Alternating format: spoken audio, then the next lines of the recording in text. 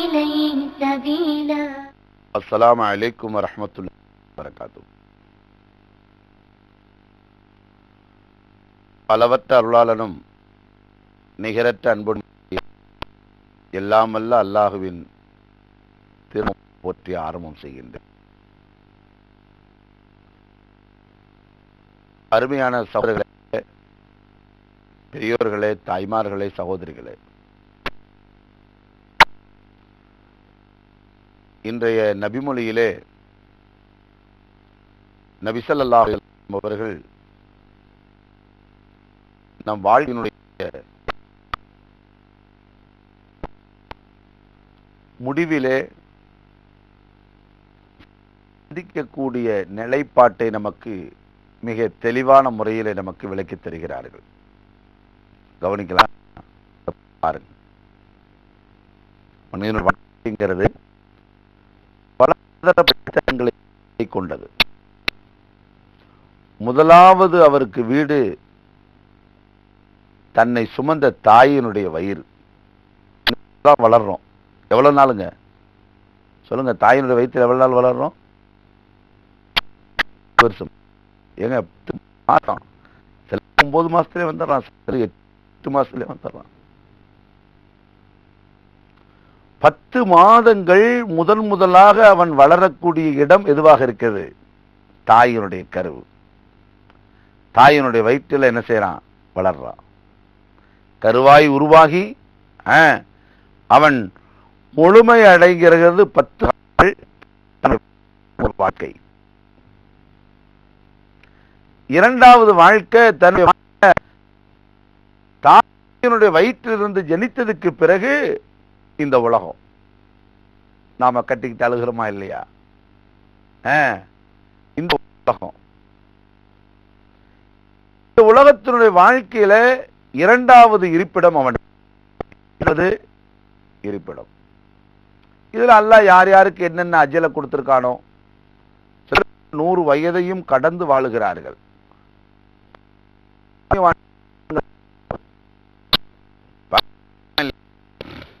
அதான் இன்னைக்கு இருக்கக்கூடிய இவ்வளவு மனிதர்களுடைய ரொம்ப கம்மி. பாக்கிறோமா? சொன்னாங்க இந்த உம்மத்தினுடைய வயது எவ்வளவுன்னு கேட்டாங்க. 60க்கு 70க்கு மத்தியிலேன்னு சொன்னாங்க. 70க்கு மத்தியில வாழ்க்கையே. இந்த சின்ன வாழ்க்கையை வச்சுக்கிட்டு தான் நாம எவ்வளவு திட்டங்கள் இருக்கோம். இவன் வாழ்க்கைய 60க்கு 70க்கு, ஆனா இவர் போட்டு 99 லீஸுக்கு போட்டிருக்காரு. இருக்காயா? நாம போடுறோம், நாம தாங்க போடுறோம். இவருடைய ஆயுள் எவ்வளவு? வாழ்க்கைய 70, 60 அல்லது 70. ஆனா இவர் போட்டிருக்கக்கூடிய அக்ரிமெண்ட் என்னங்கிறீங்க? 99 வருஷம் போட்டிருக்காரு. இருக்கா இல்லையா? ஆனா இந்த சின்ன வாழ்க்கை என்பது இரண்டாவது இருப்பிடம். அவனை ஈன்ற தாயினுடைய வயிறு. இரண்டாவது இருப்பிடம் உலகம். பாருங்க, நமக்கு சொல்லிக் கொடுக்கக்கூடிய விஷயம் என்னவென்றால் மூன்றாவது இருப்பிடம். மூணாவது வாழ்க்கையை முடிச்ச எங்க போறோம்? சொல்லுங்க, வாழ்க்கை முடிஞ்ச என்ன செய்யறோம்? ஏங்க, இந்த கன பொழுதிலே இந்த உயிர் இந்த உடலை விட்டு பிரிஞ்சா என்ன கேட்கும்? எப்ப எடுக்கிறாங்க, எப்ப அடக்குறாங்க, அவர் எப்ப வருவாங்க, அவங்க எப்ப வருவாங்க, அவங்க அவங்க இப்படின்னு பேசிக்கிட்டு இருந்து ஒரு வினாடி இந்த உடலை விட்டு உயிர் பிரிந்ததுக்கு பிறகு எப்ப அடக்கம்? அப்படியே பாடி லாங்குவேஜ் மாறின மாதிரி இந்த உயிர் பிரிந்து அப்படியே மாறிடு.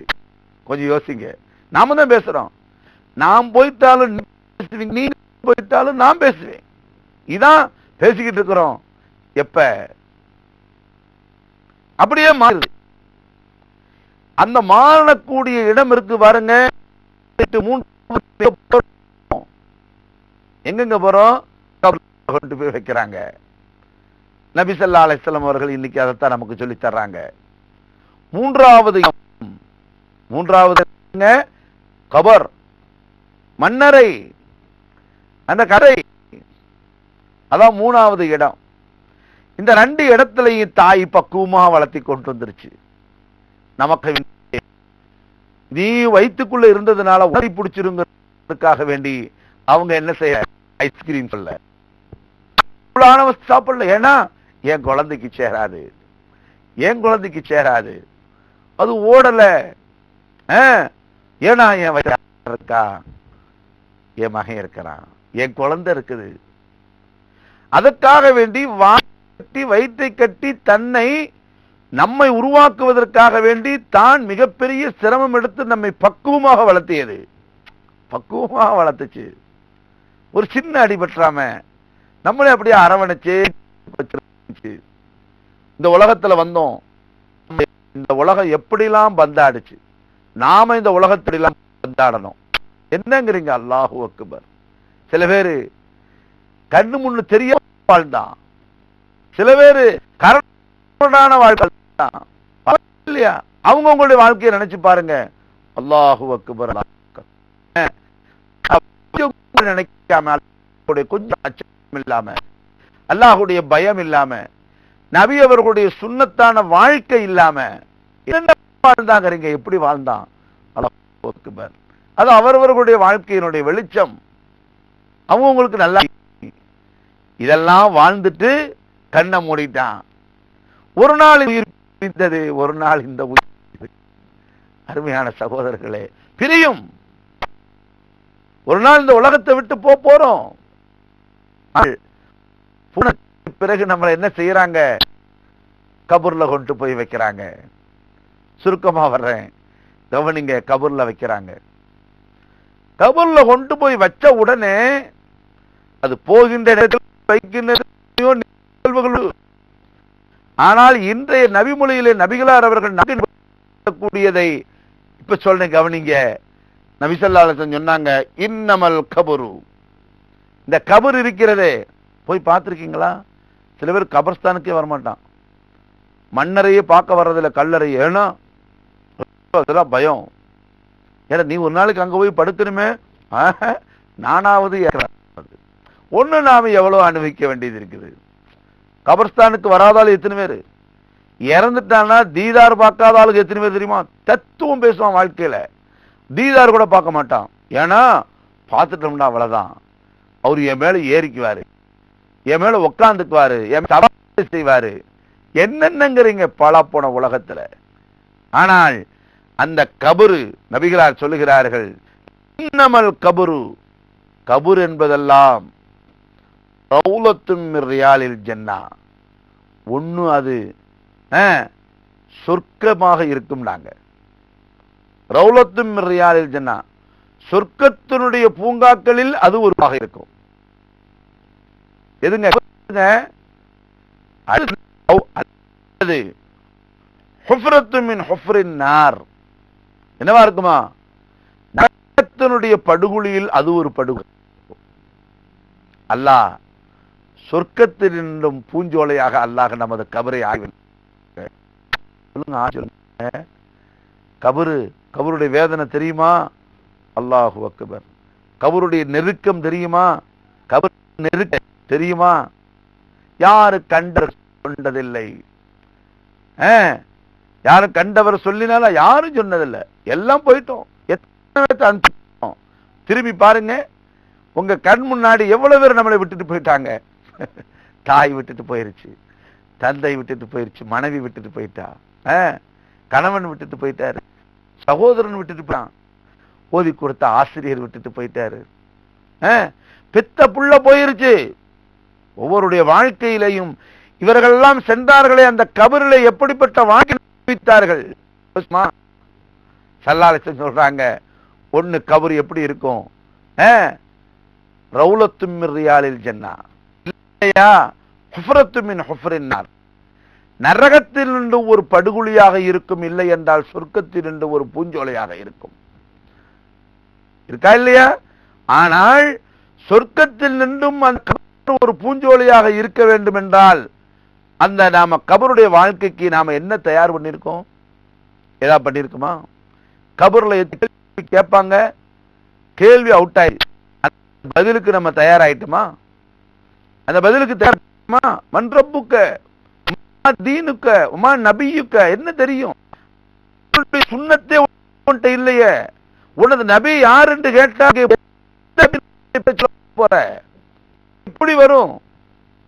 நபியை நேசித்தோம் நேசித்தோம், ஆனா அந்த நபியினுடைய சுன்னத்தே இல்லையே.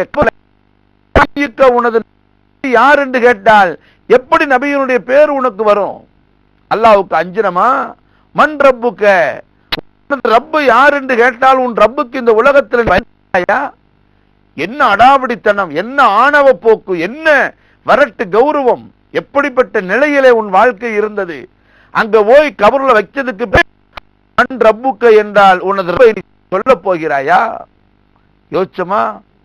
இதெல்லாம் நினைவுபடுத்துவதற்காக நபி ஸல்லல்லாஹு அலைஹி வஸல்லம் சொன்னாங்க, கபர் ஒண்ணு சொர்க்கத்தில் சொர்க்கமா இருக்கும், இல்லாட்டி நரகமா இருக்கும். அல்லாஹ் நமது கபரை சொர்க்கமாக ஆக்கி வைப்பதற்கு நாம் இந்த உலகத்திலேயே இந்த பாருங்க, இரண்டாவது இருப்பிடத்திலேயே மூன்றாவது இருப்பிடத்தினுடைய நிலையை நாம் தயார் செய்வதற்காக வேண்டி உண்டான இடம். சொர்க்கம் இல்ல, சில பேர் இதுவே சொர்க்கம், அப்படியே 24 மணி நேரமும் மந்தமாவே இருக்கு, அப்படியே மந்தமா இருக்கிறான், அப்படியே இல்லாம. ஆனா சொர்க்க பலன்கள், எனவே இதுவே சொர்க்கம் அல்ல. சொர்க்கங்கிறது ஒண்ணு கபர்ல இருக்கிறது, சொர்க்கமாகவும் ஆக்கிக்க முடியும். அதற்கடுத்து ஒரு சொர்க்கத்தை சந்திக்க. எனவே கபருடைய வாழ்க்கையை நாம் தயாராக வேண்டும். உலகத்துல நம்ம வாழ்றதை எதுக்குங்க? எதுக்கு? மரணிப்பதற்குத்தான் வாழுகிறோம். எங்க மரணிப்புக்கு வாழுகிறோம், என்ன வேண்டி வாழுகிறான், எங்க சாவரக்காண்டி வாழ்ந்துகிட்டு இருக்கிறோம்ங்க. சரி, அந்த மரணத்தை சந்திப்பதற்கு முன்னால் நம்மள்ட்ட என்ன இருக்குது? எதா தயார் செஞ்சோமா? எதா தயார் செஞ்சோமா? ட்ரெயின்ல நம்ம இடம் வரப்போகுது, இறங்க போறோம், என்ன செய்யறோம்? எல்லா பொருளையும் எடுத்து வச்சுக்கிறோம், கொஞ்சம் எடுத்து வச்சுக்கிறோம், கேட்ல நிக்கிறோம். நம்ம ஊர் வந்து ஸ்டேஷன் நின்றவொடனே இறங்குறோம். நமக்கு ஸ்டேஷன் எப்பொழுது, மரணம் எப்பொழுதோ அதான் ஸ்டேஷன். அது எந்த நேரம் வரும்னு தெரியாது.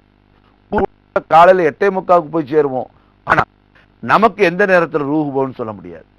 எனவே அருமையான நேயர்களே, அருமையான சகோதரர்களே, தாய்மார்களே, புண்ணியவான்களே, புண்ணியவான்களே, இந்த கபரை கொஞ்சம் நினைச்சு வாழுங்க. அதுதான் இன்னைக்கு நபி ஸல்லல்லாஹு அலைஹி வஸல்லம் அவர்கள் நமக்கு ஏற்படுத்தி கொடுக்கக்கூடிய நினைக்க வாழ்ந்த வாழ்க்கை அல்ல. அதை தயார் வேண்டும். அப்படி உணரான புரிதலோடு உண்டான வாழ்க்கையை அல்லாஹ் நமக்கு தருவானாக. இன்ஷா அல்லாஹ். அஸ்ஸலாமு அலைக்கும் வரஹ்மத்துல்லாஹி தஆலா வபரகாத்துஹு.